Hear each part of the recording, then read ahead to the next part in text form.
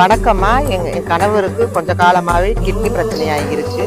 எனக்கு 2 குழந்தைங்கம்மா. ரொம்ப கஷ்டப்பட்டுட்டு இருக்கிறேன். உங்களால் முடிஞ்ச உதவியை பண்ணுங்கம்மான்னு சொல்லியிருக்கீங்க. உங்களோட ஃபோன் நம்பரும் போட்டிருக்கீங்க. கண்டிப்பாக நம்ம இப்போ ஃபோன் போட்டு அவங்கள விசாரிக்கலாம்.